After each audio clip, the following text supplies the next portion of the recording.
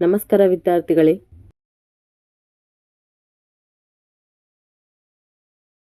ಇಂದು ನಾವು ಗುಂಪಿನ ಡೇಟಾದ ಸರಾಸರಿ ಬಗ್ಗೆ ಕಲಿಯಲಿದ್ದೇವೆ.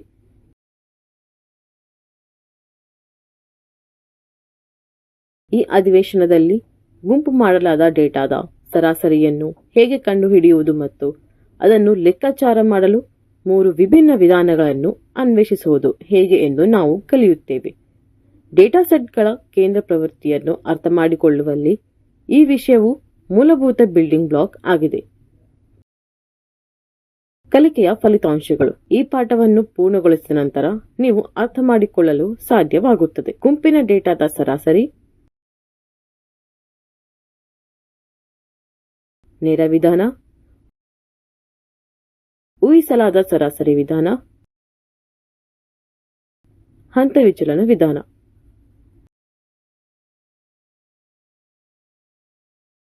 ಈ ಪಾಠದ ಪ್ರಮುಖ ಪದಗಳು: ಸರಾಸರಿ, ಊಹಿಸಲಾಗಿದೆ ಸರಾಸರಿ, ಹಂತ ವಿಚಲನ,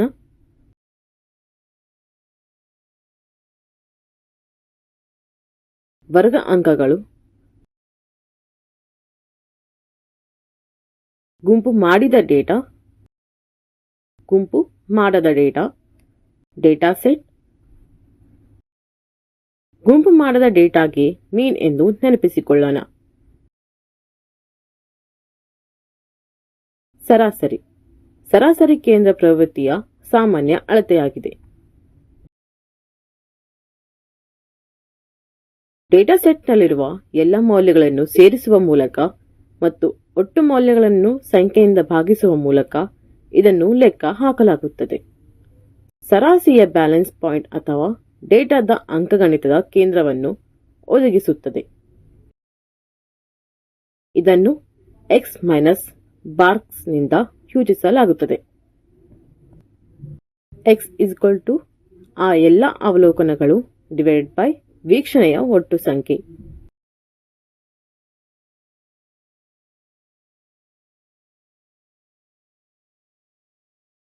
S equal to x1 plus x2 plus x3 plus xn divided by n equal to sigma I power n equal to 1 xi divided by n.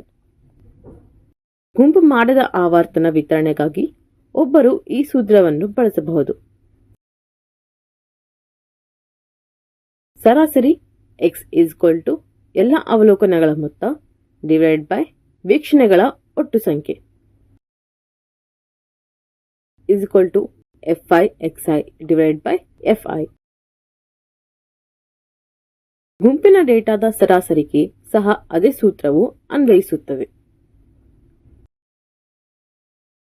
ಇಲ್ಲಿ ಸಮಸ್ಯೆಯೆಂದರೆ ನಮಗೆ ಆವರ್ತನ f ನೊಂದಿಗೆ ಗುಣಿಸಲು ಕೇವಲ ಒಂದು ವೀಕ್ಷಣೆ x ಅಗತ್ಯವಿದೆ. ಆದರೆ ಗುಂಪು ಮಾಡಲಾದ ಡೇಟಾದಲ್ಲಿ ನಾವು ವರ್ಗ ಮಧ್ಯಂತರಗಳನ್ನು ಹೊಂದಿದ್ದೇವೆ, ಅಂದರೆ ಮೇಲಿನ ಮತ್ತು ಕೆಳವರ್ಗದ ಮಿತಿ.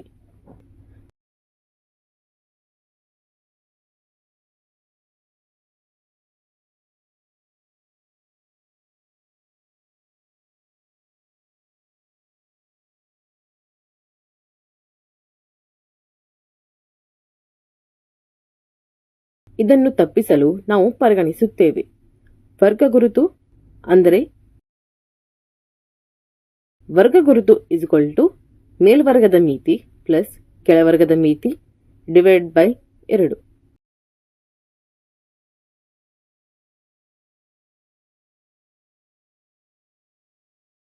ನಾವು ವರ್ಗ ಅಂಕಗಳನ್ನು ಪರಿಗಣಿಸಿದ್ದೇವೆ ಏಕೆಂದರೆ ವರ್ಗ ಮಧ್ಯಂತರದ ಆವರ್ತನವು ಅದರ ಮಧ್ಯಬಿಂದುವಿನ ಸುತ್ತು ಕೇಂದ್ರೀಕೃತವಾಗಿದೆ ಎಂದು ಭಾವಿಸಲಾಗಿದೆ. ಆದ್ದರಿಂದ ಪ್ರತಿ ವರ್ಗದ ಮಧ್ಯಬಿಂದುವನ್ನು ವರ್ಗದಲ್ಲಿ ಬೀಳುವ ವೀಕ್ಷಣೆಯಿಂದ ಪ್ರತಿನಿಧಿಸಬಹುದು. ಈಗ ಒಂದು ಉದಾಹರಣೆಯನ್ನು ನೋಡೋಣ. 100 ಅಂಕಗಳನ್ನು ಒಳಗೊಂಡಿರುವ ಗಣಿತ ಪ್ರಕ್ರಿಯೆಯಲ್ಲಿ ನಿರ್ದಿಷ್ಟ ಶಾಲೆಯ 10ನೇ ತರಗತಿಯ 30 ವಿದ್ಯಾರ್ಥಿಗಳು ಪಡೆದ ಅಂಕಗಳನ್ನು ಕೆಳಗಿನ ಕೋಷ್ಟಕದಲ್ಲಿ ಪ್ರಸ್ತುತಪಡಿಸಲಾಗಿದೆ. ವಿದ್ಯಾರ್ಥಿಗಳು ಪಡೆದ ಅಂಕಗಳ ಸರಾಸರಿಯನ್ನು ಕಂಡು ಹಿಡಿಯಿರಿ. ಪರಿಹಾರ. ಇಲ್ಲಿ ನೀಡಲಾದ ಕೋಷ್ಟಕ ರೂಪವು ಗುಂಪು ಡೇಟಾವನ್ನು ಒಳಗೊಂಡಿರುತ್ತದೆ. ಆದ್ದರಿಂದ ಮೊದಲಿಗೆ ನಾವು ವರ್ಗದ ಅಂಕಗಳನ್ನು ಕಂಡು ಹಿಡಿಯಬೇಕು. ಅಂದರೆ ವರ್ಗ ಗುರುತು ಮೇಲ್ವರ್ಗದ ಮಿತಿ ಪ್ಲಸ್ ಕೆಳವರ್ಗದ ಮಿತಿ ಡಿವೈಡ್ ಬೈ 2.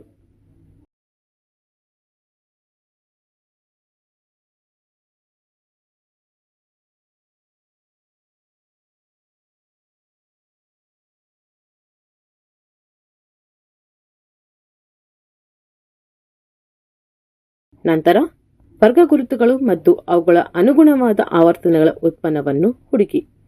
ಅಂದರೆ fi xi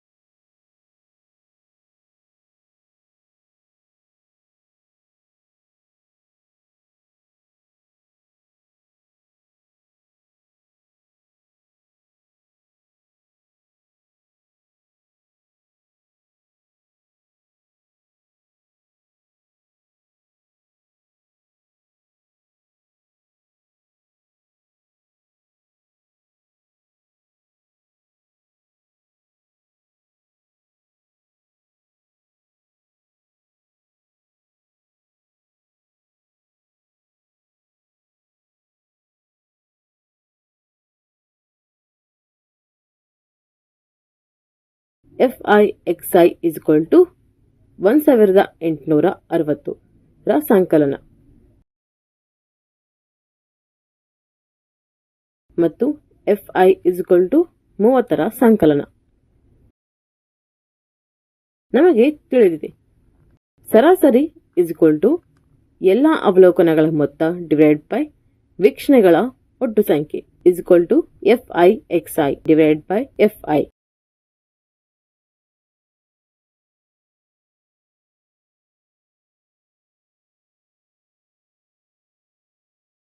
is equal to 1860 divide by 30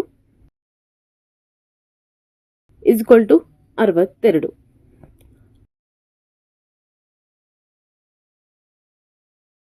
ಆದ್ದರಿಂದ ವಿದ್ಯಾರ್ಥಿಗಳು ಪಡೆದ ಸರಾಸರಿ ಅಂಕಗಳು 62 ಆಗಿದೆ. ಡೈರೆಕ್ಟ್ ಮೆಥಡ್ ಎಂದು ಕರೆಯಲ್ಪಡುವ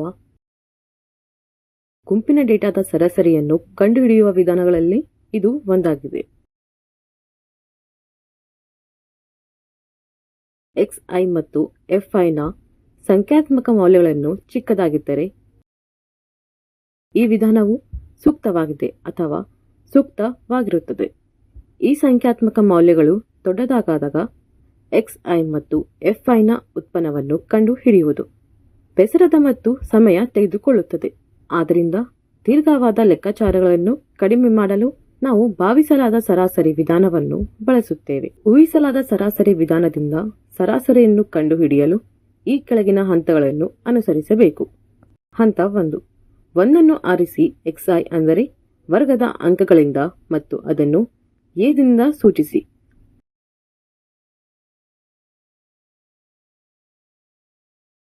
ಅದು ನಮ್ಮ ಊಹೆಯ ಸರಾಸರಿ ಅವಲೋಕನಗಳ ಕೇಂದ್ರದಲ್ಲಿ ಇರುವ ರೀತಿಯಲ್ಲಿ a ಅನ್ನು ಆಯ್ಕೆ ಮಾಡಿ. ಹಂತ 2. a ಮತ್ತು ಪ್ರತಿಯೊಂದು xiಗಳ ನಡುವಿನ di ವ್ಯತ್ಯಾಸವನ್ನು ಕಂಡು ಹಿಡಿಯಿರಿ. ಅಂದರೆ ಪ್ರತಿ xi ನಿಂದ a ನ ವಿಚಲನ.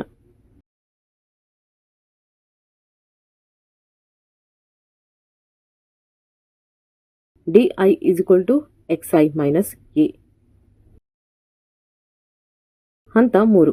ಅನುಗುಣವಾದ fi ಜೊತೆಗೆ di ನ ಉತ್ಪನ್ನವನ್ನು ಹುಡುಕಿ ಮತ್ತು ಎಲ್ಲ fi diಗಳ ಮೊತ್ತವನ್ನು ತೆಗೆದುಕೊಳ್ಳಿ.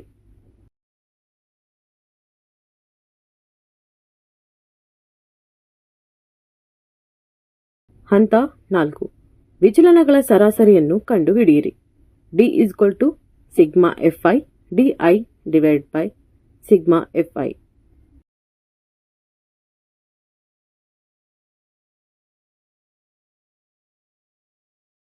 ಹಂತ 5.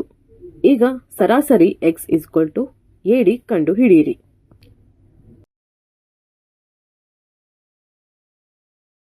ಈಗ ನಾವು ಒಂದು ಉದಾಹರಣೆಯನ್ನು ಪರಿಹರಿಸೋಣ. ಕೆಳಗಿನ ಕೋಷ್ಟಕವು ಒಂದು ಪ್ರದೇಶದಲ್ಲಿ 25 ಮನೆಗಳ ಆಹಾರದ ದೈನಂದಿನ ವೆಚ್ಚವನ್ನು ತೋರಿಸುತ್ತದೆ.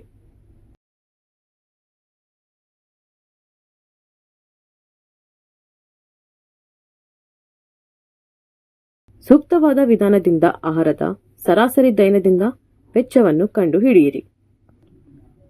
ಪರಿಹಾರ: ಕೊಟ್ಟಿರುವ ಕೋಷ್ಟಕವು ಗುಂಪು ಡೇಟಾವನ್ನು ಒಳಗೊಂಡಿದೆ. ಆದ್ದರಿಂದ ಮೊದಲು ವರ್ಗ ಮಧ್ಯಂತರಗಳ ವರ್ಗ ಅಂಕಗಳನ್ನು ಕಂಡುಹಿಡಿಯಿರಿ. ವರ್ಗ ಗುರುತು ಮೇಲ್ವರ್ಗದ ಮಿತಿ ಕೆಳವರ್ಗದ ಮಿತಿ / 2. ಈಗ A 225,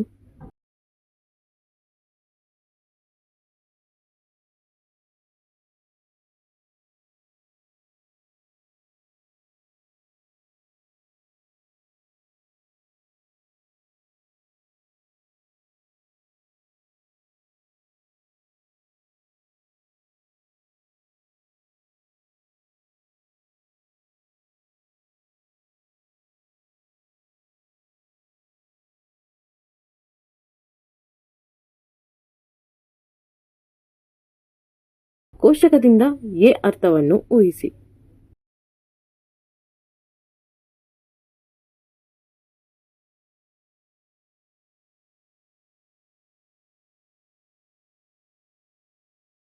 ಈಗ ವ್ಯತ್ಯಾಸವನ್ನು ಕಂಡು ಹಿಡಿಯಿರಿ.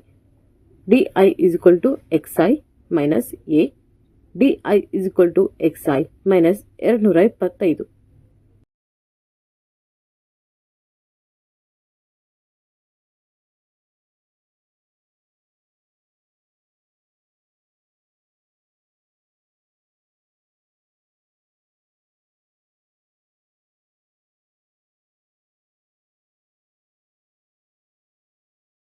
ಈಗ ಪ್ರತಿ ವರ್ಗದ ಗುರುತಿಗೆ DI ಮೌಲ್ಯವನ್ನು ಕಂಡು ಹಿಡಿಯಿರಿ. ಈಗ FI DI ನ ಉತ್ಪನ್ನವನ್ನು ಹುಡುಕಿ.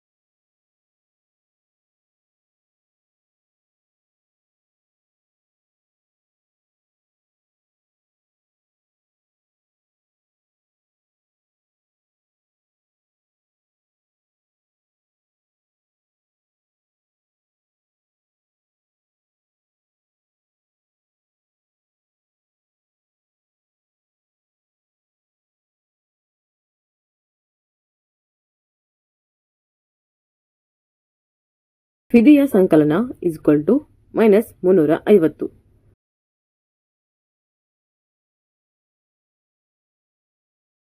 ಮತ್ತು FI 25ರ ಸಂಕಲನ.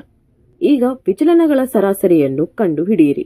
D sigma FI DI / sigma FI minus 350 /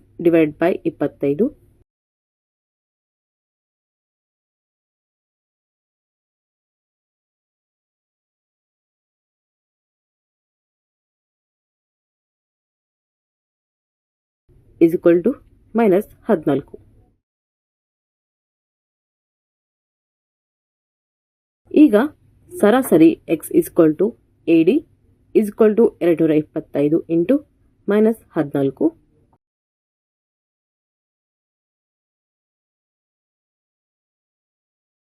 225 minus 14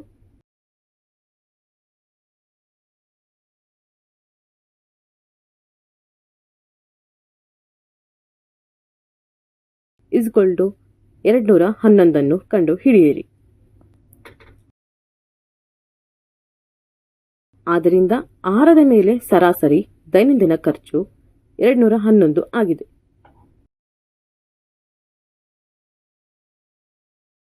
ಈಗ ಗುಂಪು ಮಾಡಲಾದ ಡೇಟಾದ ಸರಾಸರಿಯನ್ನು ಕಂಡುಹಿಡಿಯಲು ನಾವು ಇನ್ನೊಂದು ವಿಧಾನವನ್ನು ನೋಡುತ್ತೇವೆ, ಹಂತ ವಿಚಲನ ವಿಧಾನ.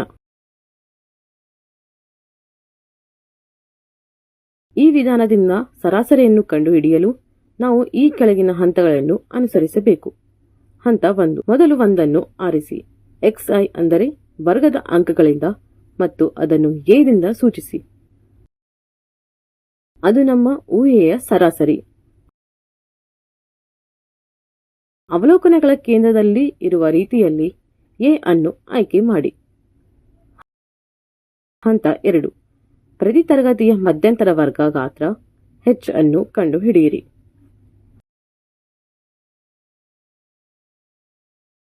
ಹಂತ 3.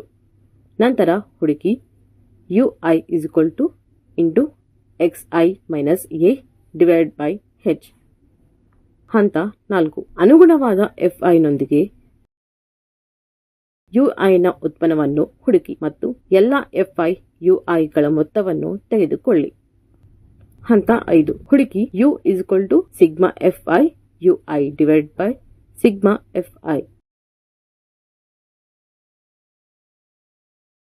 ಹಂತ 6. ಈಗ ಸರಾಸರಿ x ahu ಕಂಡು ಹಿಡಿಯಿರಿ.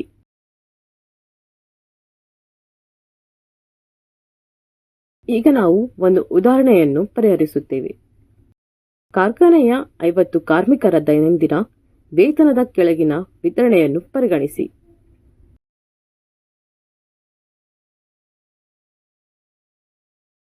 ಕಾರ್ಖಾನೆಯ ಕಾರ್ಮಿಕರ ಸರಾಸರಿ ದೈನಂದಿನ ವೇತನವನ್ನು ಕಂಡು ಹಿಡಿಯಿರಿ.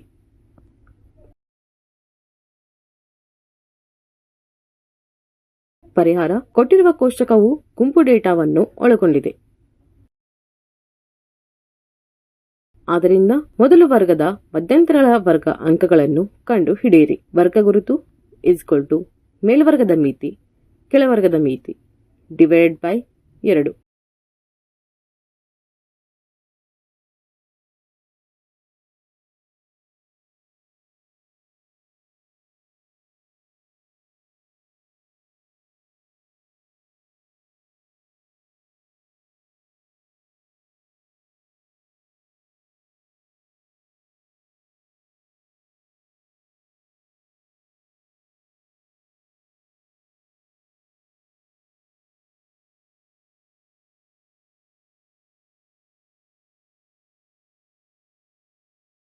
ವರ್ಗ ಮಧ್ಯಂತರ h 20. ಈಗ a 550 ಕೋಷ್ಟಕದಿಂದ a ಅರ್ಥವನ್ನು ಊಹಿಸಿ.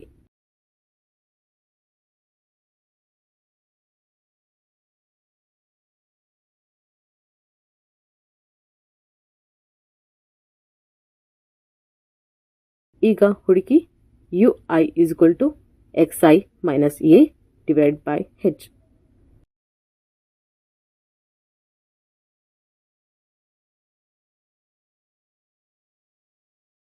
ಈಗ FIUI ಉತ್ಪನ್ನವನ್ನು ಹುಡುಕಿ.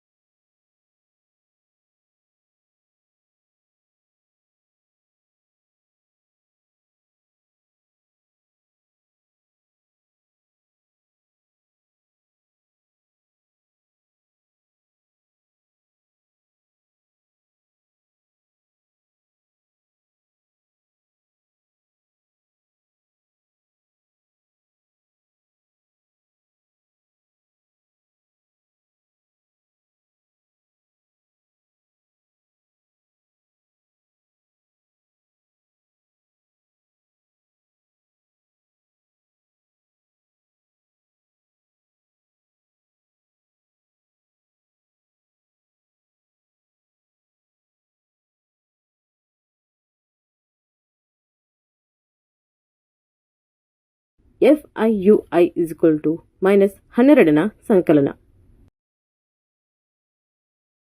ಮತ್ತು FI 50ನ ಸಂಕಲನ.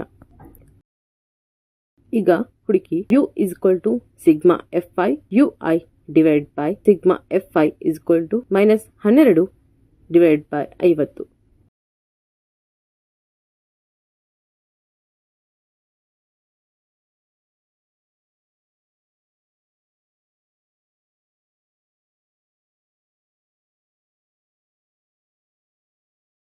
ಈಗ ಸರಾಸರಿ x AHU ಕಂಡು ಹಿಡಿಯಿರಿ. 550 plus 20 into -12 divide by 50.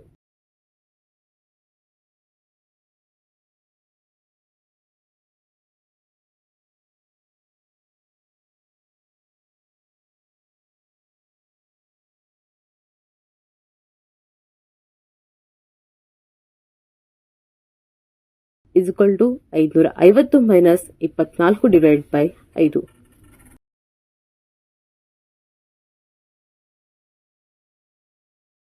(550 minus 4.8) 545.20.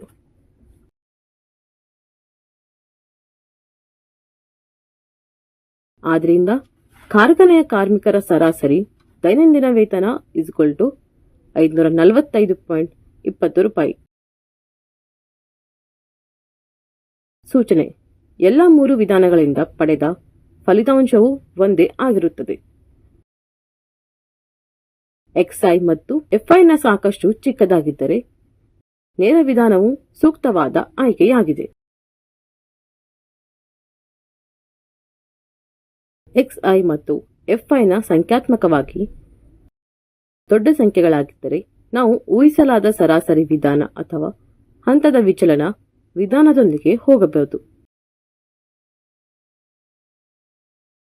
ವಿದ್ಯಾರ್ಥಿಗಳೇ, ನಾವು ಕಲಿತದ್ದನ್ನು ಸಂಕ್ಷಿಪ್ತವಾಗಿ ಹೇಳೋಣ. ಸರಾಸರಿ ಕೇಂದ್ರ ಪ್ರವೃತ್ತಿಯ ಸಾಮಾನ್ಯ ಅಳತೆಯಾಗಿದೆ. ಡೇಟಾಸೆಟ್ನಲ್ಲಿರುವ ಎಲ್ಲ ಮೌಲ್ಯಗಳನ್ನು ಸೇರಿಸುವ ಮೂಲಕ ಮತ್ತು ಒಟ್ಟು ಮೌಲ್ಯಗಳ ಸಂಖ್ಯೆಯಿಂದ ಭಾಗಿಸುವ ಮೂಲಕ ಇದನ್ನು ಲೆಕ್ಕ ಹಾಕಲಾಗುತ್ತದೆ. ಇದು ಬ್ಯಾಲೆನ್ಸ್ ಪಾಯಿಂಟ್ ಅಥವಾ ಡೇಟಾದ ಅಂಕಗಣಿತದ ಕೇಂದ್ರವನ್ನು ಒದಗಿಸುತ್ತದೆ. ಗುಂಪಿನ ಡೇಟಾದ ಸರಾಸರಿಯನ್ನು 3 ರೀತಿಯಲ್ಲಿ ಕಂಡು ಹಿಡಿಯಬಹುದು. ನೇರ ವಿಧಾನದಲ್ಲಿ ಸರಾಸರಿ x ಎಲ್ಲ ಅವಲೋಕನಗಳ ಮೊತ್ತ ಡಿವೈಡ್ ಬೈ ವೀಕ್ಷಣೆಗಳ ಒಟ್ಟು ಸಂಖ್ಯೆ FIXI ಡಿವೈಡ್ ಬೈ FI. ಊಹಿಸಲಾದ ಸರಾಸರಿ ವಿಧಾನದಲ್ಲಿ ಸರಾಸರಿ x AD.